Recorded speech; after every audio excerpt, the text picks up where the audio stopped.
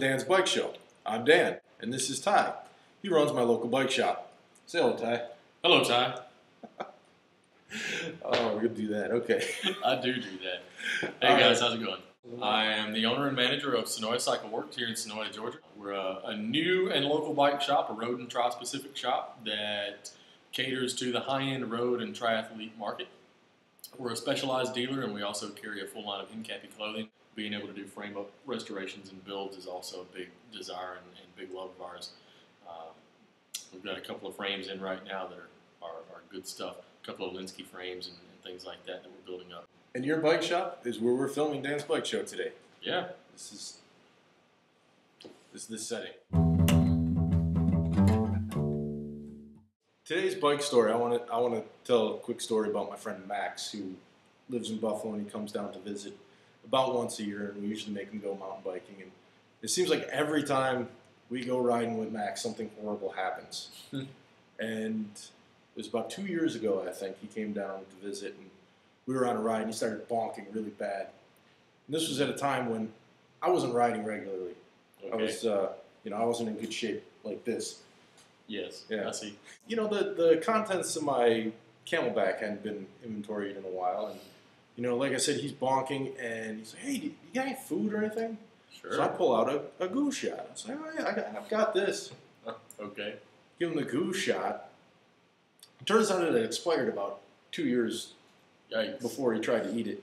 I guess it doesn't taste very well when you do that. It just he was, I'm pretty sure he was sick after that. Yeah, we still have to ride back to the car, but That's pretty disgusting. that was it for old goo. No good. For the next segment, it occurred to me that it's been so long since I've done a Dan's Bike Show. I don't know if the fans are up to speed on the state of the Made in USA bicycle. Ah, yes, yeah. I got it right here to your left. Almost everything on here is made in USA. The tires are made in Germany. The saddle is made in Italy. I have plastic pedals on there at the moment. Uri grips, handlebars, titanium, made in Michigan. Paul's love levers. They even have a US-made cycle light. Thompson stem. Chris King headset. Vicious fork. Paul's V-brakes. White Industries cranks, chainring. The chain is made in Portugal. Oh. Yeah, can't find a U.S. chain, believe it or not. You got one? Not that I know of. Okay. White Industries freewheel. Paul's rear hub. I built this on a Velocity rim, which are now made in Florida. Wheelsmith spokes. Paul's brakes in the back. And King cage. Currently, the saddle that I have on here is made in Italy, but you mentioned that we may have a U.S.-made saddle that we can put on here? Yes, there is a U.S.-made saddle that is similar in style to what many people know as a Brooks saddle. But these saddles are made by a company called Selle Anatomica. They have several models. They're made here in the U.S. They all have a very large split down the center for perennial relief. For you guys out there, you may understand what I mean when I say prostate. Being the perennial region, the relief is a big deal. It's what you want. So we'll be one step closer to all U.S. made when we swap out the Italian saddle for U.S. made. One part at a time. I also wanted to mention that I've wrecked this bike at least twice since I built it. Once, my buddy Brad decided to put his handlebars in my rear wheel. Another time, I wiped out on some gravel and got some pretty good road rash. This is not a pedal boat. This is a PPV. A people-powered vehicle. People-powered vehicle. And you did some research on this. Can you tell us more about this type? I'm moving forward, Caleb. The PPV was designed and built predominantly in the early 70s. This particular vehicle, a pedal-powered vehicle, was designed for people in small cities or urban areas where they could travel short distances without using a gas-powered vehicle. Fully adjustable seats, awesome. They don't have beverage holders, so I'm holding mine currently, but this particular renovation is going to include beverage holders because the customer that brought it in has requested that we add them. It's even got a rear view mirror right up front so you can see what's going on back in the back there. They didn't really catch on. And this is not a bicycle or a quadricycle. It's a tricycle, right? It is a tricycle. We've got 2 rear wheels.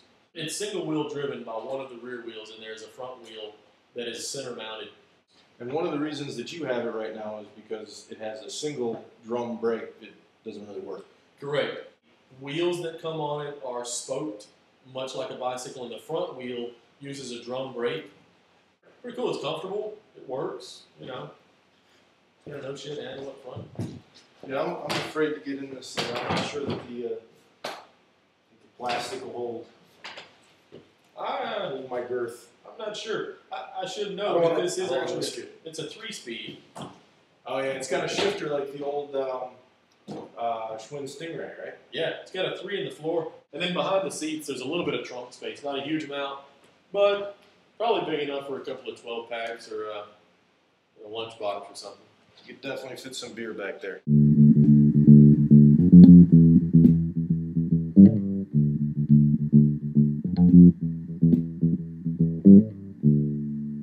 All right, Ty, what can you tell me about the Addy Pop?